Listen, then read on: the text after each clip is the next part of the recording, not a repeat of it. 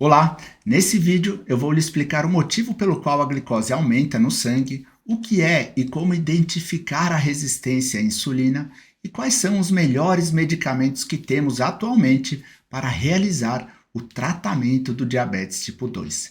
Então, se você tem diabetes ou pré-diabetes, sugiro que assista o vídeo até o final para que você possa dessa forma melhorar o controle do seu diabetes e até mesmo colocá-lo em remissão.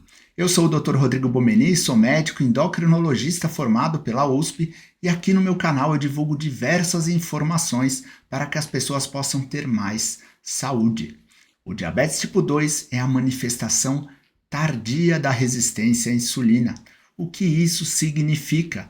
Embora o diagnóstico da doença seja feito pelo aumento da glicose no sangue, isso é apenas mais um dos sintomas da resistência à insulina. Como vocês sabem, a insulina é um hormônio produzido pelo pâncreas. Os hormônios são substâncias produzidas por órgãos que, quando ligados a um receptor, desempenham uma função específica, elas geram um resultado. Imaginem que o meu dedo é um hormônio. Se o meu dedo se ligar no receptor da parede, a luz da sala vai acender. Se o meu dedo se ligar em uma tecla do computador, o computador vai desligar. Veja, é o mesmo dedo, é o mesmo hormônio, mas dependendo da tecla do receptor que ele se liga, ele vai desencadear um resultado diferente. Uma das principais funções da insulina é colocar a glicose para dentro da célula muscular. Seria como se ela fosse uma chave que abre uma fechadura. No entanto, ela tem diversas outras funções também, ou seja, dependendo do receptor que a insulina se liga, ela gera um resultado diferente. Por exemplo, ela é responsável pelo armazenamento da gordura, por aumentar a captação de triglicérides de gordura pelas células adiposas, pelas células responsáveis por armazenar gordura. Ela também inibe a quebra do glicogênio, a forma como armazenamos glicose, carboidrato, no fígado e no músculo. Ela inibe o uso da gordura como fonte de energia. Ou seja, a insulina tem um papel determinante no controle do nosso metabolismo, em especial da glicose. E esse controle é extremamente rígido, porque sabemos que o excesso de glicose é muito prejudicial, podendo causar lesão de pequenos vasos e de nervos responsáveis pelas complicações mais comuns do diabetes, como nefropatia, que são os problemas nos rins, retinopatia diabética, alteração na visão, como a neuropatia, que pode levar à perda de sensibilidade nos pés. Mas a falta de glicose, a hipoglicemia, também é muito perigosa, podendo causar rebaixamento do nível de consciência, crises convulsivas e até a morte. Para se ter uma ideia do tamanho do controle e da precisão, no nosso sangue temos um total de 5 gramas de glicose circulando. 5 gramas. Quando você toma um suco de laranja, por exemplo, provavelmente você consumiu pelo menos 2 vezes mais glicose do que você tem no seu sangue normalmente. Com 7 gramas de glicose no sangue, alguém já é considerado como tendo diabetes tipo 2. O ponto é, o que acontece quando a pessoa tem resistência à insulina? Como ela aparece e quais são as consequências da resistência à insulina? Do ponto de vista evolutivo, era muito importante que nós conseguíssemos armazenar energia. A gente viveu a maior parte da nossa história, da nossa evolução como espécie, em um período de escassez de comida. Armazenamos, como eu disse, uma parte na forma de glicogênio. É a forma como os seres vivos armazenam carboidrato, mas é em pequena quantidade, algo em torno de 400 a 800 gramas. A maior parte da energia que acumulamos é na forma de gordura. Ter esse reservatório de gordura é algo muito importante. O problema está quando ultrapassamos a capacidade normal de estocar gordura.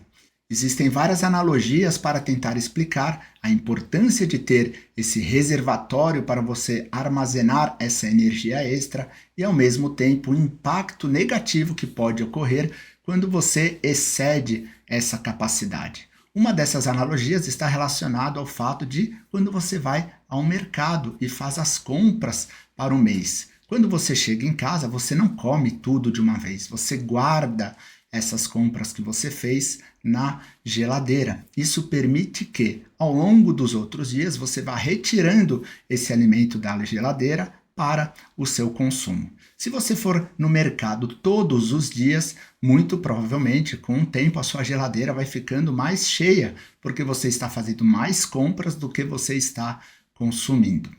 Aqui um ponto importante: o que abre a geladeira? Na nossa analogia, o que abriria a geladeira era justamente o hormônio insulina, ou seja, é quando você chega com esse mercado em casa, a insulina abre como se fosse uma chave na fechadura a geladeira para que você guarde a sua comida dentro da geladeira. Acontece que, à medida que você faz muitas compras e não usa esses alimentos, a geladeira vai ficando muito cheia e, de certa forma, quase como um mecanismo protetor, ela vai se tornando resistente à insulina. Vai ficando cada vez mais difícil essa insulina, essa chave, abrir a geladeira. Como você não quer que a comida fique fora da geladeira, porque ela estraga, você produz mais insulina, digamos assim, para que você possa armazenar, tentar forçar, caber um pouquinho mais de comida dentro da geladeira. E no começo isso é possível, mas chega um momento que a geladeira está tão cheia, está tão resistente à insulina, você já não consegue produzir tantas chavinhas para abrir essa geladeira, que a comida começa a ser armazenada em locais indevidos, ou seja, na pia, na mesa da sala, do banheiro, e isso certamente vai estragar e prejudicar o bom funcionamento da casa. Isso é mais ou menos parecido com o que acontece no nosso corpo. Quando a gente atinge a nossa capacidade de armazenar gordura no lugar certo, essa gordura subcutânea, a gente atinge o nosso limiar pessoal de gordura corporal, a gente passa a armazenar essa gordura em locais prejudiciais, justamente essa gordura visceral. As células de gordura, as células musculares se tornam resistentes à insulina porque elas não conseguem mais armazenar energia. E o mecanismo de resposta do nosso corpo é justamente produzir mais insulina. Então veja que no começo a gente tem uma resistência à insulina e a medida compensatória é justamente produzir mais insulina, uma hiperinsulinemia. Agora, por qual motivo a resistência à insulina é algo tão importante e relevante? É sabido que a resistência à insulina, assim como a inflamação gerada pelo excesso de peso, é um dos fatores de risco mais importantes para a maioria das doenças crônicas e degenerativas que nós tratamos atualmente. Entre elas, o diabetes tipo 2, doenças cardiovasculares, Alzheimer e câncer. Agora, percebam que além do aumento da glicemia, existem diversas outras manifestações que estão relacionadas com a resistência à insulina, com a hiperinsulinemia. É o que chamamos de síndrome metabólica. Ela é um diagnóstico extremamente comum, é uma forma indireta de diagnosticar a resistência à insulina através dos seus sinais e sintomas. É o mais importante fator de risco para diversas doenças crônicas, mas ainda recebe pouca atenção. Lembrem-se, inicialmente a resposta compensatória à resistência à insulina é secretar mais insulina, levando à hiperinsulinemia. Isso pode ser identificado em um exame de sangue pelo aumento da glicose e da insulina, mas também de outras formas, por exemplo, como um aumento dos triglicerídeos, uma diminuição do HDL e aumento da pressão arterial, ou seja, as bases daquilo que hoje conhecemos como síndrome metabólica. Os critérios para a síndrome metabólica, eles podem variar ligeiramente entre as organizações e diretrizes, mas geralmente envolvem a presença de um conjunto específico de fatores. Um aumento da circunferência maior que 102 em homens e 88 centímetros nas mulheres, triglicerídeos elevados acima de 150 miligramas por decilitros, uma diminuição do HDL inferior a 40 em homens e inferior a 50 nas mulheres, um aumento da pressão arterial mais que 130 por 85, ou uma pessoa que tem uma pressão arterial normal, mas em uso de medicamentos, um aumento da glicemia de jejum ou um diagnóstico de diabetes tipo 2. E veja, para você ser diagnosticado com síndrome metabólica, um indivíduo não precisa ter todos esses critérios, ele precisa atender pelo menos 3 dos 5 critérios mencionados previamente. Hoje em dia, outros fatores também são considerados por alguns autores, como gordura no fígado, esteatose hepática, aumento do ácido úrico, aumento da ferritina e aumento da proteína C reativa.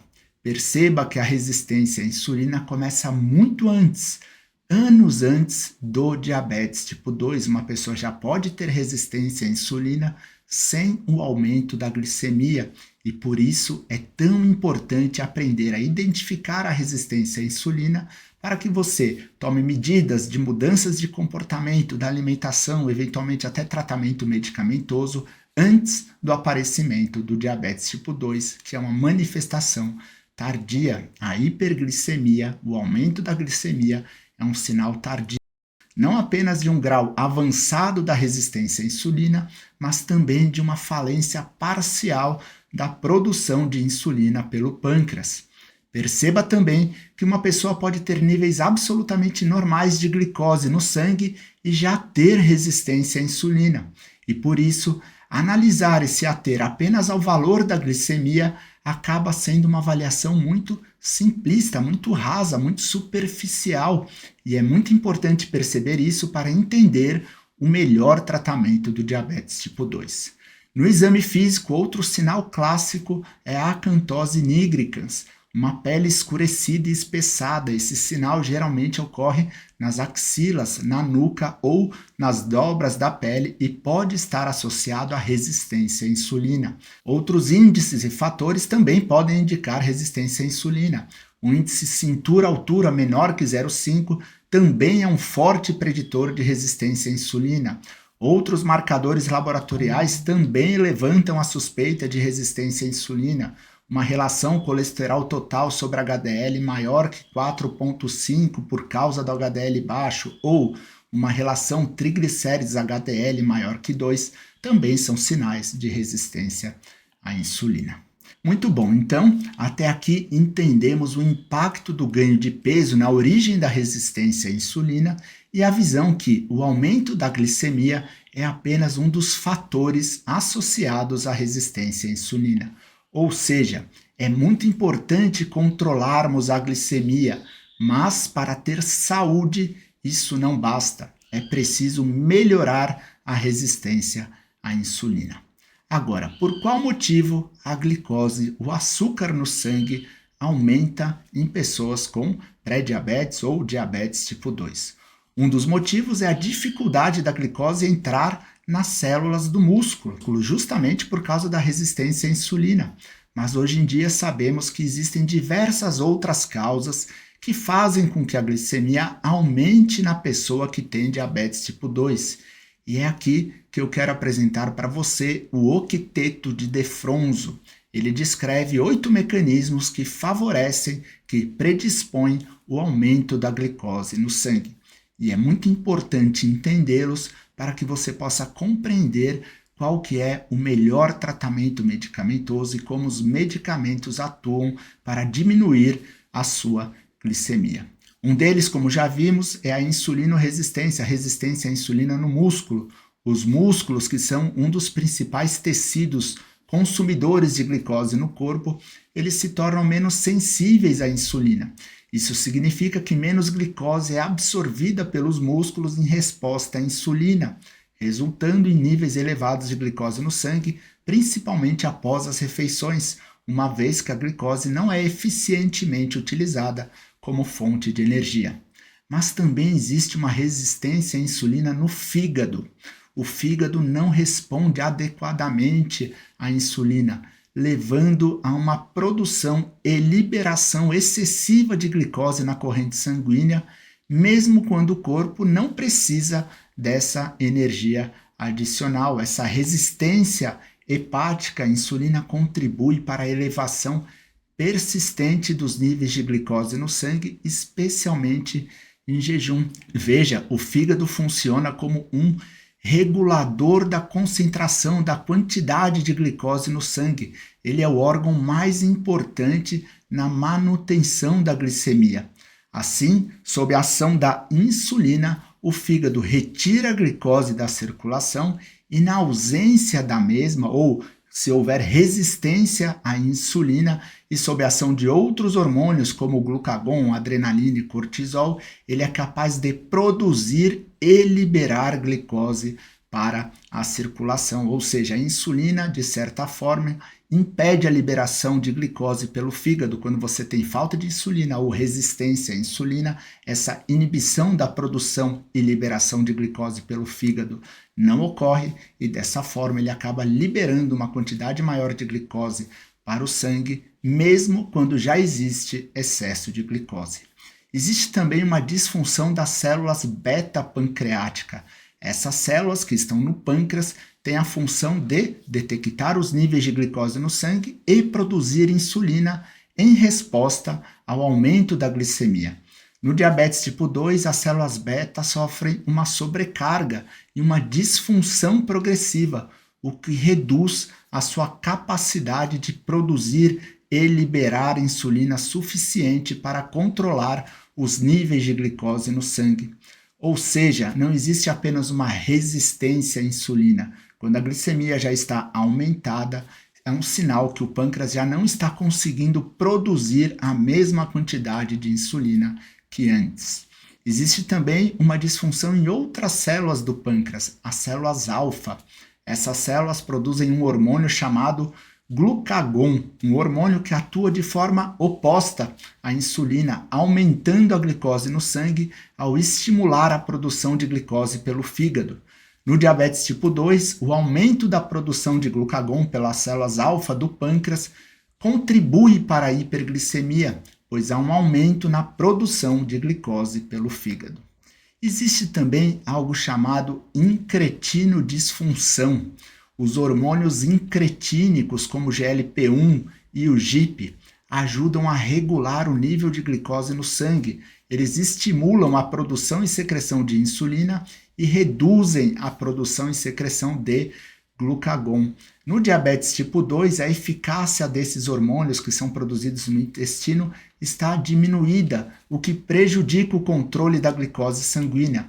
E daqui a pouco vocês vão entender a importância desse fator no tratamento do diabetes tipo 2. Veja, um dos principais medicamentos que a gente tem hoje em dia no tratamento do diabetes tipo 2 e até para o tratamento da obesidade, como Victoza, Saxenda, o Ozempic, que são análogos do GLP-1, atuam justamente nessa via. Existe também um aumento da lipólise. O aumento da quebra de gordura no tecido adiposo libera ácidos graxos livres na corrente sanguínea. Esses altos níveis de ácidos graxos livres podem contribuir para a resistência à insulina, pois interferem na capacidade das células de utilizar a glicose como fonte de energia. Sétimo fator, existe um aumento da reabsorção de glicose pelos rins. Os rins normalmente filtram a glicose do sangue e reabsorvem ela de volta para a corrente sanguínea. No diabetes tipo 2, a reabsorção renal de glicose está aumentada, o que significa que mais glicose é retida no corpo, contribuindo para níveis elevados de glicose no sangue. E por fim, o oitavo fator do octeto de De Fronzo é uma disfunção neuronal. O cérebro desempenha um papel na regulação da ingestão de alimentos e na sensação de fome, saciedade, prazer e recompensa. No diabetes tipo 2, assim como em pessoas com obesidade, a regulação do metabolismo da glicose pelo sistema nervoso central pode se tornar alterada, disfuncional, levando a mudanças no comportamento alimentar e na gestão, no gerenciamento de energia, no balanço energético, o que pode contribuir para a desregulação da glicemia. Muito bem, entendidos os 8 motivos principais pelos quais a glicose aumenta no sangue da pessoa com diabetes, fica mais fácil entender agora como age cada medicamento e quais são as suas indicações e cuidados. Então, se você chegou até aqui, eu recomendo que você assista o próximo vídeo para entender como funcionam os medicamentos, quais são as suas indicações, os seus benefícios, os seus potenciais efeitos colaterais e quais são as melhores opções para o tratamento do diabetes tipo 2.